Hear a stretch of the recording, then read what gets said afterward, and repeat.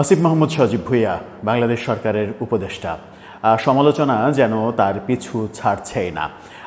তার এবং তার বাবাকে কেন্দ্র করে একের পর এক সমালোচনা এবং সেই সমালোচনায় পিষ্ট হবার পরেও যখন চতুর্দিক থেকে দাবি উঠছে যে এরকম সমালোচিত একজন ব্যক্তি সরকারের উপদেষ্টা হিসেবে থাকার নৈতিক অধিকার রাখেন কিনা, সেই সময়েও কিন্তু এই ব্যাপারে সরকারের কোনো কথা আমরা শুনছি না, কিংবা তার পক্ষ থেকেও কোনো পজিটিভ কথা শুনছি না। এবার যে সমালোচনাটা সামনে আসলো সেটা আপনারা ইতিমধ্যে সবাই জানেন। বাংলাভিশন মুরাদনগরের যে একই পরিবারের ৩ জন হত্যাকাণ্ড, সেই ঘটনা এবং অন্যান্য ঘটনার সঙ্গে স্কুলের মুরাদনগরের যে স্কুলে আসিফ মাহমুদ সজীব ভুঁইয়ার বাবা প্রধান শিক্ষক, সেই স্কুলের সহকারী শিক্ষিকা, একজন সনাতন ধর্মাবলম্বী শিক্ষিকা, তাকে শারীরিকভাবে নির্যাতনের অভিযোগ উঠেছে। রুমের মধ্যে নিয়ে তাকে শারীরিকভাবে নির্যাতন করা হয়েছে, মারধর করা হয়েছে এবং তার বিরুদ্ধে মব তৈরি করা হয়েছে, তাকে সারা এলাকা ঘোরানো হয়েছে, এরকম নানা অভিযোগ উঠেছে। সেই স্কুলের এক সময়ের গভর্নিং বডির যিনি প্রধান ছিলেন, তার বিরুদ্ধে তাকে শায়েস্তা করার জন্য তার বিরুদ্ধে শীর্ষ সন্ত্রাসীর তকমা লাগিয়ে তাকে ফেরারি করার অভিযোগও রয়েছে। এরকম নানা অভিযোগে বিদ্ধ আসিফ মাহমুদ সজীব ভুঁইয়ার বাবা। এর আগে আমরা দেখেছি যে ছেলে স্থানীয় সরকার মন্ত্রণালয়ের উপদেষ্টা হওয়া সত্ত্বেও সেই একই মন্ত্রণালয়ের তিনি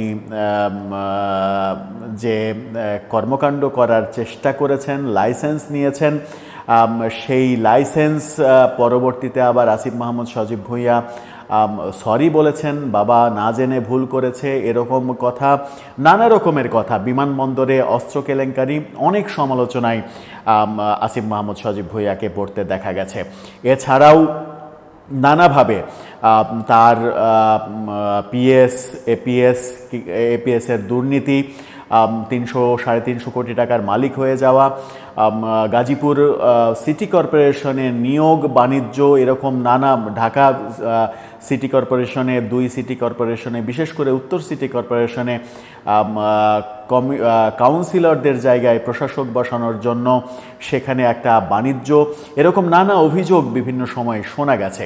কিন্তু কোনো অভিযোগেরই ভিত্তি আছে কি না, অভিযোগগুলো সত্য নাকি মিথ্যা, এরকম কোনো পদক্ষেপ সরকারের পক্ষ থেকে ইনভেস্টিগেশনের কোনো দৃষ্টান্ত আমরা দেখিনি। এবার যেটা ঘটলো, বাংলাভিশনের রিপোর্টে যে চিত্র বাংলাভিশন তুলে আনলো, তারপরে প্রশ্ন উঠেছে আসিফ মাহমুদ সজীব ভুঁইয়াকে তার উপদেষ্টা পদে রাখা নৈতিকভাবে ঠিক হচ্ছে কিনা। আসিফ মাহমুদ সজীব ভুঁইয়া যথারীতি এই অভিযোগ অস্বীকারও করেছেন। কি হচ্ছে তাকে ঘিরে, বাংলাভিশন কি চিত্র তুলে আনলো, তার পরিপ্রেক্ষিতে এরপরে কি ঘটবে, সে আলোচনা করার চেষ্টা করবে এই ভিডিওতে। থাকবেন পলিটিক্স টিভির নিয়মিত আয়োজনে।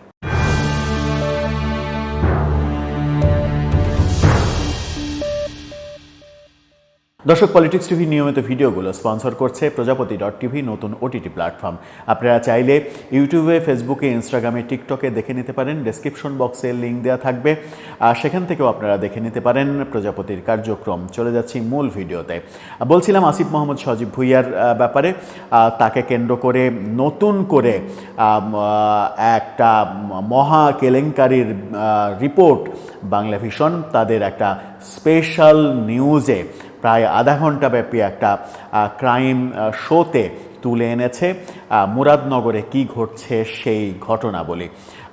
আসিফ মাহমুদ সজীব ভুঁইয়ার পিতা ফোনে বলেছেন যে তিনি ওই ঘটনা যখন ঘটে তখন তিনি ঢাকায় ছেলের বাসায় ছিলেন এবং ছেলে তখন তুরস্ক সফরে ছিলেন, সুতরাং আমাদের এই ঘটনার সঙ্গে সম্পৃক্ত হওয়ার কোনো কারণই নেই।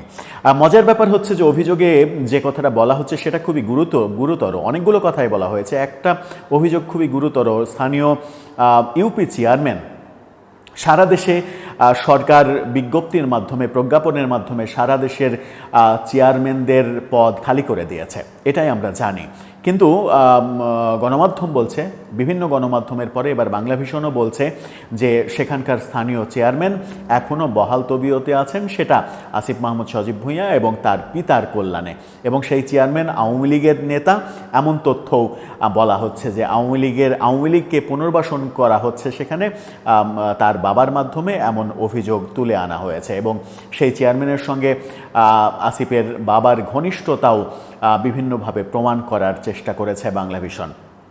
বাংলাভিশন তুলে এনেছে সেই স্কুলের এক শিক্ষিকা, যে স্কুলে তিনি প্রধান শিক্ষক, তার বাবা প্রধান শিক্ষক, সেই স্কুলের শিক্ষিকা, একজন হিন্দু শিক্ষিকা, তাকে অফ ডের দিনে তিনি স্কুলে ডেকে নিয়ে এসে, মিটিংয়ের অজুহাতে ডেকে নিয়ে এসে তার উপরে সাজানো মব তৈরি করেছেন এবং সেই মবের নেতৃত্ব দিয়েছেন তিনি। তাকে একটা রুমে নিয়ে শারীরিকভাবে নির্যাতন করা হয়েছে, তারপরে সারা গ্রাম ঘোরানো হয়েছে। এরকম ঘটনা বাংলাভিশন বলার চেষ্টা করেছে। বাংলাভিশন আরেকটা তথ্য বলার চেষ্টা করেছে, সেটা হচ্ছে যে সেটা সম্ভবত 2014 সালের দিকে আসিফ মাহমুদ সজীব ভূঁইয়ার বাবা তখনও প্রধান শিক্ষক ছিলেন, তার বিরুদ্ধে নানা অভিযোগের কারণে গভর্নিং বডি তাকে সাময়িকভাবে অব্যাহতি দিয়েছিল। সাময়িকভাবে যখন অব্যাহতি দিয়েছিল তখন এই শিখা রানী অথবা শিখা দাস, পুরো নামটা এই মুহূর্তে খেয়াল করতে পারছি না, উনাকে ভারপ্রাপ্ত প্রধান শিক্ষিকার দায়িত্ব দেয়া হয়েছিল। বাংলাভিশন বলার চেষ্টা করছে যে সেই রাগ এতদিন পরে সময় বুঝে যখন সুযোগ পেয়েছে সেই রাগ তোলার চেষ্টা করেছে। আবার নানা দুর্নীতির অভিযোগে সেই যে সাময়িকভাবে অব্যাহতি দেয়া, সেই সময় যিনি গভর্নিং বডির প্রধান ছিলেন, সেই গভর্নিং বডির প্রধান কেন এই কাজ করলেন, সেই কারণে এতদিন পরে এসে গভর্নিং বডির সভাপতি যিনি ছিলেন, ব্যবসায়ী, খুবই ভালো পরিবারের একজন মানুষ, তার ছেলেমেয়েরা দেশে বিদেশে বিভিন্ন জায়গায় এস্টাবলিশড, তাকে শীর্ষ সন্ত্রাসীর তকমা দিয়ে জেল খাটানো হয়েছে, তাকে ফেরারি করা হয়েছে, জেল থেকে মুক্তির জন্য 30 লক্ষ টাকা নেওয়া হয়েছে। তারপরেও তিনি বাড়িতে যেতে পারছেন না, বৃদ্ধ মায়ের দেখাশোনা করতে পারছেন না, এরকম কথা তিনি নিজেই বাংলাভিশনের ক্যামেরায় সাক্ষাৎকারে বলেছেন। এবং ওই নির্যাতিতা শিক্ষিকা তিনিও বাংলাভিশনের ক্যামেরায়, অন ক্যামেরায় সেই সব কথা বলেছেন এবং অভিযোগগুলো করেছেন। অর্থাৎ যে এছাড়া নানা ব্যাপারে পুকুর দখল, মাছ শিকার করা, এটা ওটা নানা কিছু বাংলাভিশন তুলে আনার চেষ্টা করেছে, যেগুলোর সাক্ষী হিসেবে তারা বিভিন্ন জনের সাক্ষ্যও তুলে এনেছে। আলোচিত যে ট্রিপল মার্ডার, সেই ট্রিপল মার্ডার যারা ঘটিয়েছে, যে চেয়ারম্যানের নেতৃত্বে ঘটানো হয়েছে, সেই চেয়ারম্যানকে শেল্টার দেওয়ার কারণে এখন পর্যন্ত প্রধান আসামি হওয়া সত্ত্বেও তার গ্রেপ্তার না হওয়া, পুলিশের সামনেই সেই হত্যাকাণ্ড ঘটানোর, এরকম নানা অভিযোগ উঠে এসেছে। অভিযোগগুলো খুবই গুরুতর, অভিযোগগুলো খুবই মারাত্মক। এই অভিযোগগুলো যদি সত্য হয় তাহলে খুবই বাজেভাবে আইনের শাস্তি বরণ করতে হতে পারে পিতা পুত্রকে। সেই ব্যাপারটা যখন রয়েছে তখন বাংলাদেশ সরকারের আমার মনে হয় যে ভেবে দেখা উচিত যে উপদেষ্টাদের এত উপদেষ্টা, 20-25 জন উপদেষ্টা রয়েছেন, সেই উপদেষ্টাদের মধ্যে কারো নামে এত অভিযোগ শোনা যাচ্ছে না।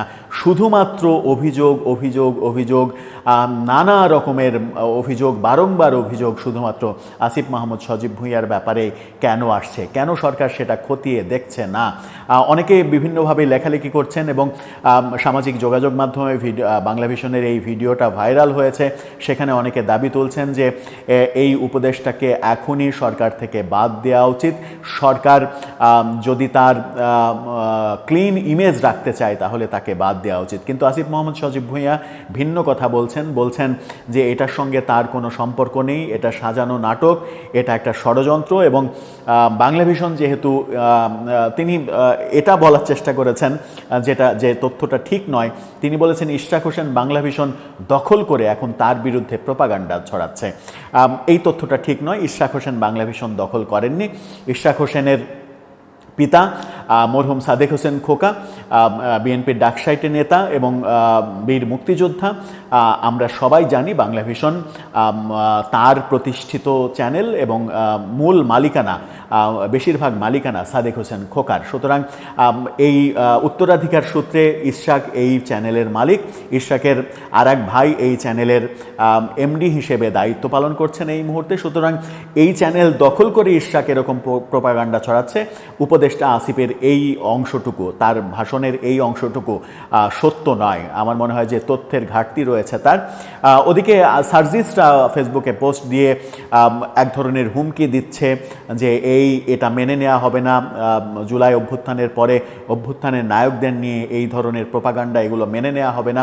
অর্থাৎ এটা নিশ্চিত করেই বলা যায় যে চ্যানেলটা যদি বাংলা ভিশন না হতো, চ্যানেলের মালিক যদি সাদেক হোসেন খোকা কিংবা ইশরাক হোসেন না হতেন এবং চ্যানেলের মালিকের ব্যাকগ্রাউন্ড যদি বিএনপির রাজনীতি না হতো, বিএনপি যদি এই মুহূর্তে সবথেকে শক্তিশালী দল না হতো, তাহলে বাংলা ভিশনে মবের ঘটনা আমরা হয়তো দেখতে পেতাম। সেরকম উগ্র পোস্টও আমরা দেখেছি। কিন্তু মূল ব্যাপার হচ্ছে যে এত অভিযোগ হচ্ছে, আমার মনে হয় যে নৈতিকভাবে আসিফ মাহমুদ সজীব ভুঁইয়া তার বিরুদ্ধে আনা অভিযোগগুলো যে মিথ্যা এটা প্রমাণ করার জন্য হলেও তার উপদেষ্টার জায়গা থেকে সরে আসা উচিত, সরে এসে নিরপেক্ষ তদন্তের সুযোগ করে দেওয়া উচিত এবং তার ক্লিন ইমেজ প্রতিষ্ঠিত করা উচিত যে আমি দোষী না, আমার বিরুদ্ধে ষড়যন্ত্র হচ্ছে। ষড়যন্ত্র তত্ত্ব বাংলাদেশে যে নতুন কিছু নয়, ষড়যন্ত্র হতেই পারে, কিন্তু বাংলা ভিশনের সর্বশেষ যে অনুষ্ঠান, ইনভেস্টিগেশন যে অনুষ্ঠান, সেই অনুষ্ঠানে যেভাবে ঘটনাগুলোকে তুলে আনা হয়েছে এবং সাক্ষ্য প্রমাণ উপস্থাপন করা হয়েছে, তাতে আসিফ মাহমুদ সজীব ভুঁইয়ার জন্য এটা খুবই কষ্টকর হবে এটা প্রমাণ করার যে এটা মিথ্যা। তারপরেও আমরা চাই যে উপদেষ্টার বিরুদ্ধে আনিত অভিযোগ মিথ্যা প্রমাণিত হোক, বাংলাদেশ সরকারের কোনো উপদেষ্টা কলঙ্কিত হন, এটা আমরা চাই না। আসিফ মাহমুদ সজীব ভুঁইয়ার বাবার সঙ্গে টেলিফোনে বাংলা ভিশন কথা বলেছে, সেই টেলিফোন আলাপও সংযোগ করেছেন তারা এবং সেই টেলিফোন আলাপেও আসিফ মাহমুদ সজীব ভুঁইয়ার পিতাকে অনেকটা মানে রাগান্বিত কণ্ঠে কথা বলতে শোনা গেছে। যারা এগুলোর সাক্ষী দিয়েছে, যারা তাদের বিরুদ্ধে অভিযোগ করেছে, তাদের অভিযোগ মিথ্যা প্রমাণ করে তাদের দেখে নেবেন, এরকম কথাও কিন্তু তার মুখ থেকে আমরা শুনেছি।